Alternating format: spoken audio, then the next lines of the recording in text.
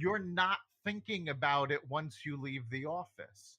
Doing all of that helps you put a pin in it and say, okay, this is where I am. This is what we'll do tomorrow.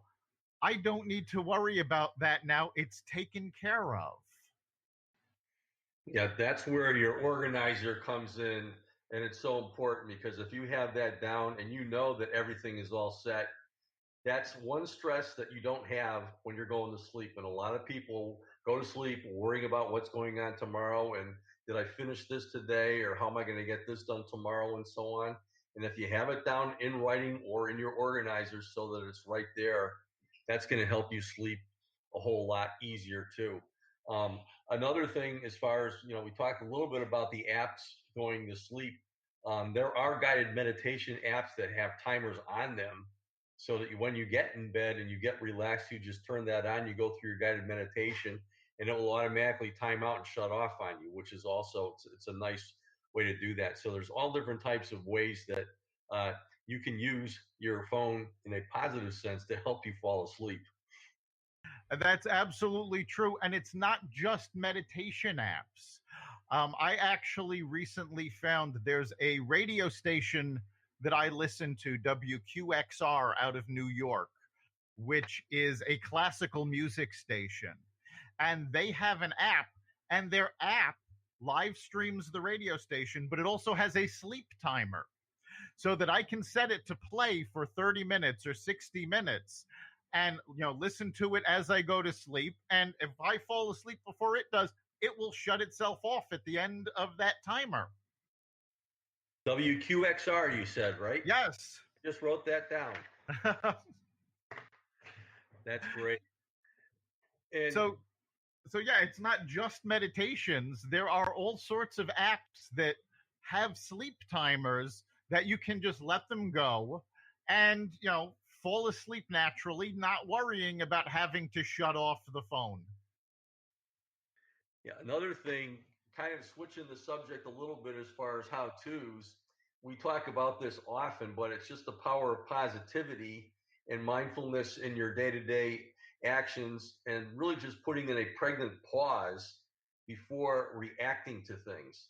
The bottom line is you're going to have a reaction, which is what your thoughts or feelings are, but before you respond, you can put that pregnant pause in there without judging things and turn a negative into a either non-response or a positive response based upon a positive mindset. And if you do that, you're going to find that you will go through the day a whole lot more positively in a positive mindset. And that's going to release the stress, which is going to help you relax too. So a lot of it is working on that person in the mirror, which we've talked about in several different episodes of our podcasts throughout the last couple of years. But it's really, really important to be working on yourself. It just doesn't happen automatically by putting it in your schedule and saying, okay, I'm going to sleep tonight. If you really work on it constantly and it becomes part of you, it's going to help out a whole lot.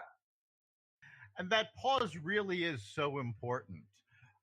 I mean, almost everybody has dealt with a situation where a negative comment, a negative action, something was very small. The whole thing maybe happened over the course of 2-3 minutes, but we kept replaying it in our minds over and over. And we just got more and more aggravated over it, spending far more time thinking about it than the actual item took place. And if you can take that pause and deal with it right then and there and get rid of that negativity, it's not going to sit in your mind and fester and make you think about it over and over again and agitate you. Yeah, absolutely. I mean, as we talk about, the only moment that we have is the now.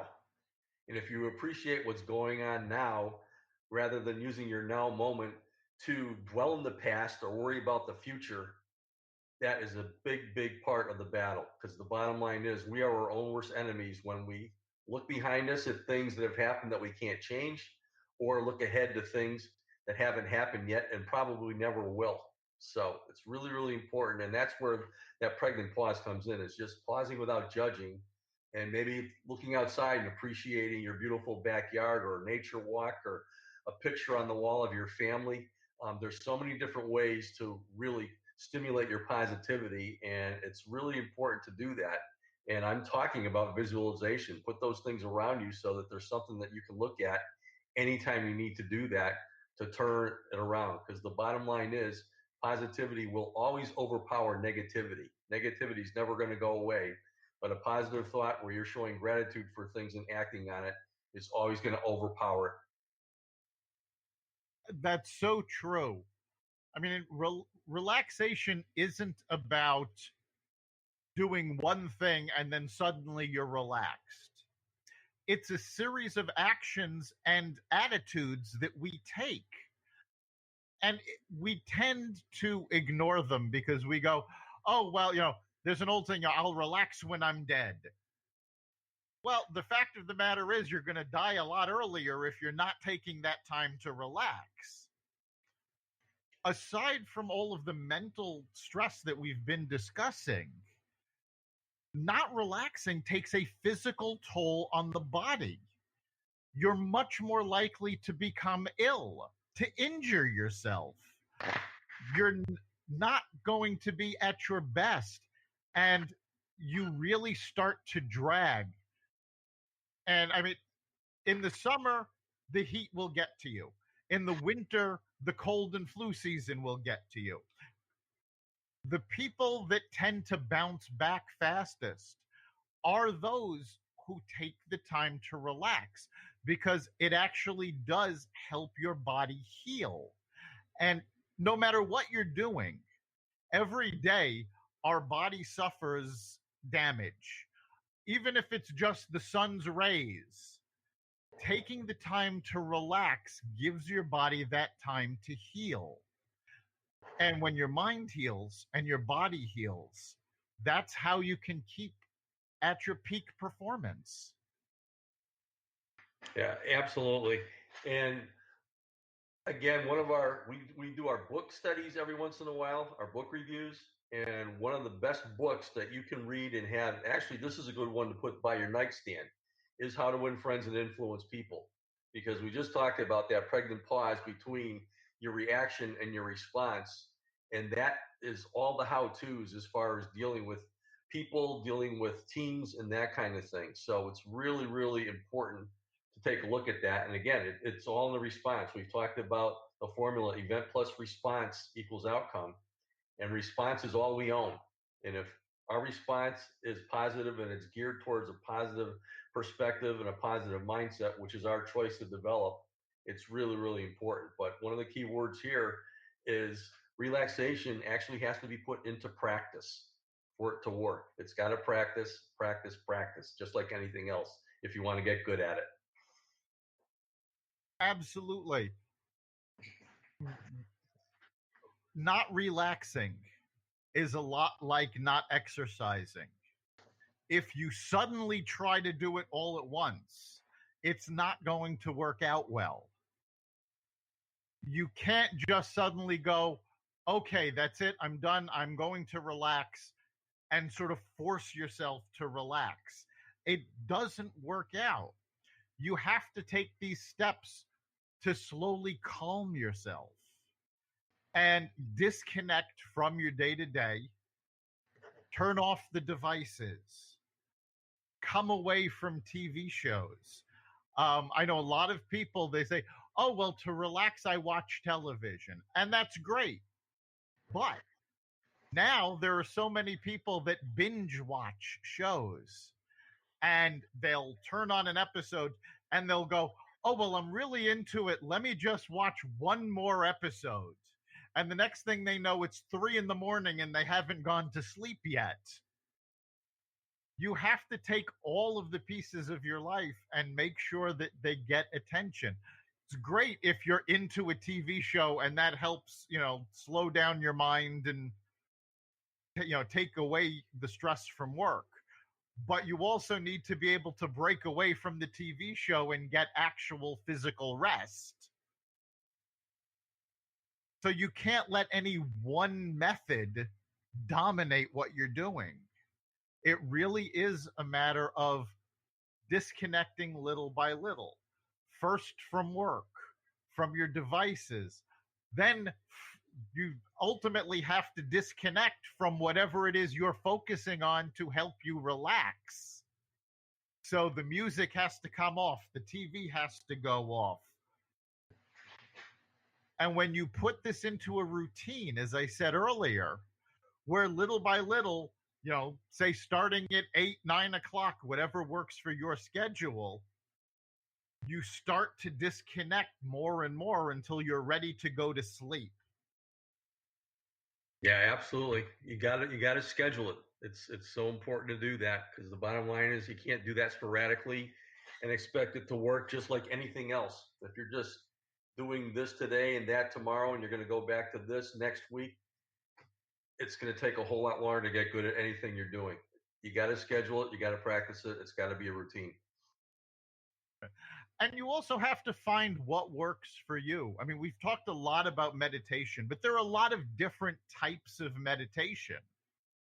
And I listen to a couple of programs which are guided meditation, but some of them I listen to at night because I find them very relaxing. Some of them I only listen to in the morning because I find them very energizing.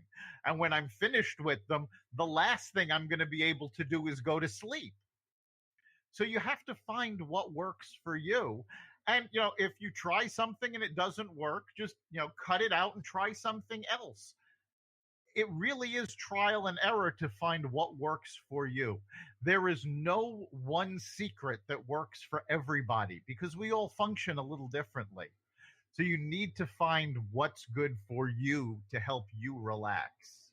Yeah, absolutely. And as you mentioned, a really, really good resource to start with is YouTube, because they have the morning meditations to energize you. They have the evening meditations to put you to sleep and that kind of thing. And all the what ifs about how all these meditations work and that kind of thing. Bottom line is it's a great resource. So it's some place to start. Absolutely. So we're coming up on the end of our time. So, Chip, what do you think is the big takeaway our listeners should have for today? Relaxation has to be in your daily schedule. It has to be practiced. As you mentioned, find out what works for you and just do it. And I'll put another thing on the side too, for those of you who are the 50 percenters that don't take vacations. Schedule something, even if it's just a day or a long weekend off. Number one, it will re-energize you. And number two, it's really always cool to be looking forward to something. So you should always have something scheduled as far as a relaxation for you. You got to work on that person in the mirror. Well said. I think the big takeaway for me is that relaxation is not something that's optional. We have to have it in our lives. It's actually damaging if we don't. So take the time to relax on a daily basis, on a weekly basis. Take some time off on the weekend and schedule some time to just disconnect from all the things that cause you stress. You've been listening to the Success Showcase. You can catch us every week at xvadio.com/podcasts. You can also find us on the Apple Podcasts app, the iHeartRadio app, the Apple iTunes Store, Spotify, Google Play, and wherever you find podcasts. Remember, make this your best week ever and make next week even better. See you then.